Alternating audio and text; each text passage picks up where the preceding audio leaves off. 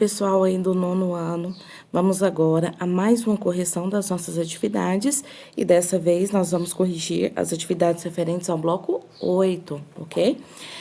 Nesse bloco eu trago um conteúdo não tão novo, porque já é do conhecimento de vocês, que é a regionalização do mundo. É um conteúdo muito importante para a geografia, né? E que vocês vão estudar posteriormente também no ensino médio. Então, é muito importante aí prestar atenção, tirar as suas dúvidas, né?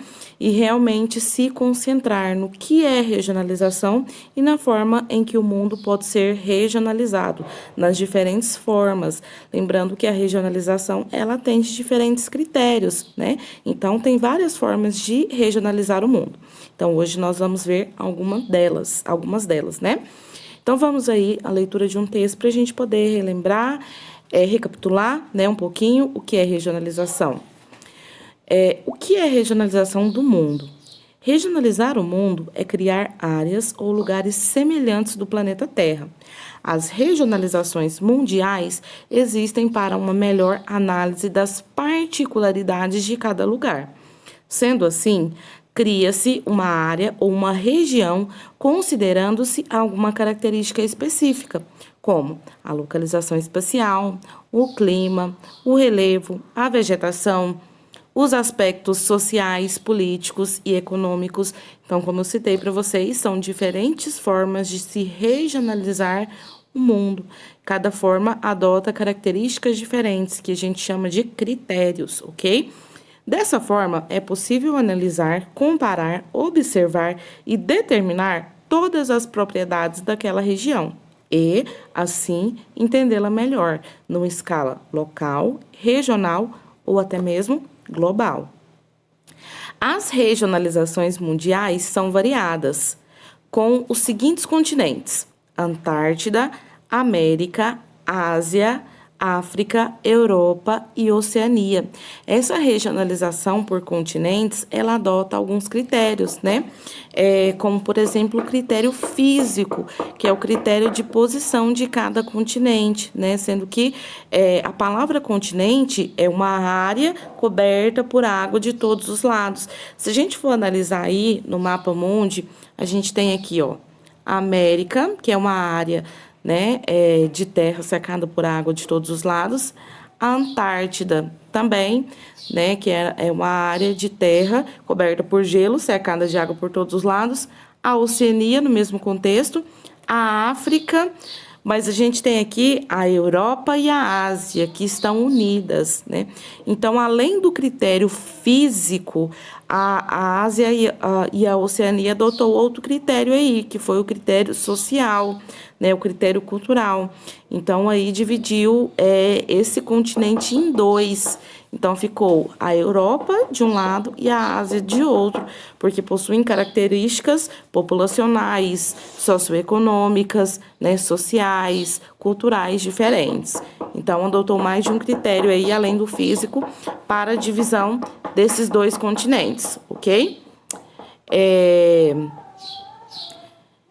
As regionalizações mundiais, os continentes são regionalizações que abarcam as áreas de países mais próximos, levando em consideração sua localização geográfica, ou seja, sua posição.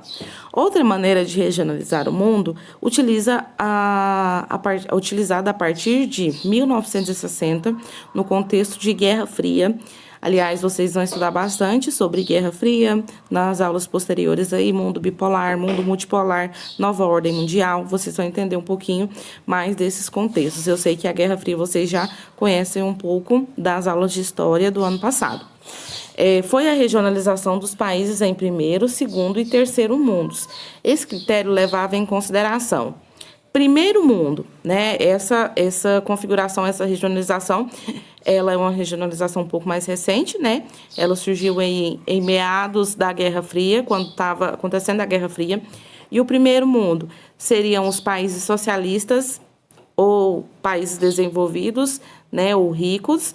O segundo mundo seriam países socialistas, né? que apoiavam aí a União Soviética naquele contexto. E o terceiro mundo, países capitalistas subdesenvolvidos ou pobres, né? Tinham os países que adotavam o sistema capitalista, porém, não eram países desenvolvidos, eram países subdesenvolvidos. Esses países receberam o nome de terceiro mundo, ok? Então, nesse contexto aí, nós nos enquadrávamos nos países de terceiro mundo, ok? Após o final da Guerra Fria, essa regionalização passou a ser ultrapassada, não mais usada a nível global, sendo outro critério considerado, pelo qual os países foram categorizados em um novo regionalismo, desenvolvidos ou subdesenvolvidos. Então, essa condição aí de desenvolvidos, subdesenvolvidos, ela veio sequente a primeiro, segundo e terceiro mundo. Ela foi como se tivesse sido substituída. Dessa forma, considera-se o Índice de Desenvolvimento Humano, que é o IDH, o Produto Interno Bruto, o PIB, né, que é a soma de todas as riquezas produzidas pelo país. Essa regionalização é considerada até os dias atuais em todo o mundo, ok? Então, vamos lá, os critérios de regionalização. Pode-se dizer que são vários os critérios utilizados para fazer uma regionalização, de maneira a reduzir-se o espaço geográfico e dividi-lo. Destacam os seguintes critérios. Vamos lá, os principais critérios utilizados. Critérios físicos, né, que é a criação de regiões unificando áreas com algum elemento físico comum, como clima, relevo, vegetação, hidrografia, né. A própria regionalização interna aqui do Brasil, né, a divisão em regiões, adota esses critérios, né, esses critérios físicos. Critérios socioeconômicos, que baseiam-se na divisão, que considera aspectos sociais como idioma, distribuição de riqueza, concentração de renda, industrialização, áreas de maior ou menor desenvolvimento, violência, geração de emprego. Aqui na América nós temos um exemplo de critério socioeconômico, que é a divisão, né, entre a América Latina e a América Anglo-Saxônica.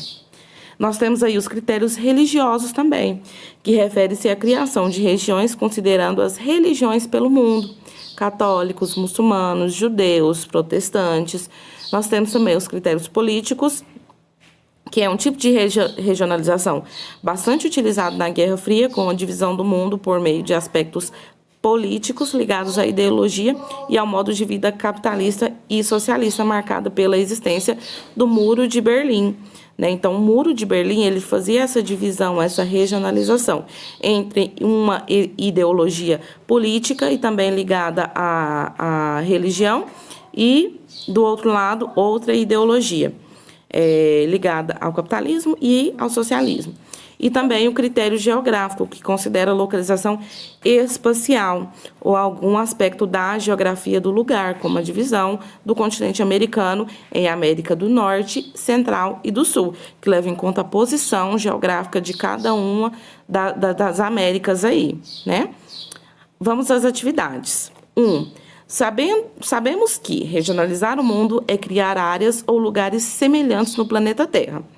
Mas, afinal, com que finalidade se regionaliza uma área? Para quê? Né? Aí no texto, lá em cima, fala, né? A regionalização, ela serve para uma melhor análise das particularidades de cada lugar. Também para não generalizar as informações e para facilitar os estudos, ok? Então, essas aí são os motivos para que se regionaliza uma área e também para uma melhor organização, né? Política, econômica, social, ok? Vamos à questão número 2. Segundo a regionalização por continentes, quantos e quais são os continentes do nosso mundo? Então, vamos lá. Novamente, aqui a figura de cima. Nós temos Antártica, 1, América, 2, Europa, 3, África, 4, Ásia, 5 e Oceania, 6, ok? Então, de acordo com a configuração aceita aqui, né, que nós aceitamos, são 6 continentes, ok? Tem países que são menos, porque tem países que adotam outros critérios aí diferentes para regionalizar, né? Mas aqui para nós são 6 continentes, ok? Então, pode ser que aí, às vezes aí na internet vocês encontrem, né, falando que são 5 continentes, que a Antártica não é um continente. Mas o que é aceito aqui pra gente é que são 6 continentes, ok? E a Antártica, ela inclui aí nessa configuração. Na número 3, outra maneira de regionalizar o mundo, utilizada a partir da década de 1960, no contexto Guerra Fria, foi a regionalização dos países em primeiro, segundo e terceiro mundo. Escreva na frente de cada divisão o critério que foi levado em consideração. Primeiro mundo, critério aí utilizado foi o de países capitalistas, desenvolvidos ou ricos. Segundo mundo, países socialistas. E terceiro mundo, países capitalistas, desenvolvidos ou pobres, ok? Então, aí está essa resposta dos critérios. E na última questão, na questão número 4, pode-se dizer que são vários os critérios utilizados para fazer-se uma regionalização, de maneira a reduzir-se o espaço geográfico e dividi-lo. Cite os principais critérios utilizados em uma regionalização. Então, vamos lá, os critérios estão aqui, ó. Critérios físicos, critérios socioeconômicos, critérios religiosos e critérios políticos e também os critérios geográficos, ok? Então, esses aí, destacados aí, são os principais critérios para se regionalizar uma área, ok? Então, essa foi a correção de hoje. Espero que tenham entendido e até semana que vem com mais uma correção de geografia. Tchau, tchau!